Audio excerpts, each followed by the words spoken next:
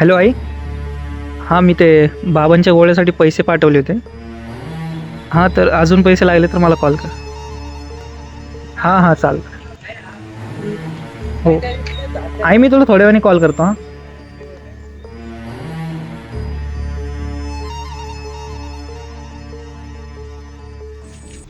अरे, आज कसं काय तुम्ही इकडं?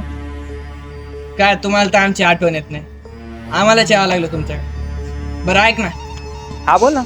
ते कसं आहे ना सोनशेठ, मलाही थोडे पैसे दिले. 15 दिवसा अगोदर मी दिलेले 5,000 रुपये दिले असते तर बरं होतं.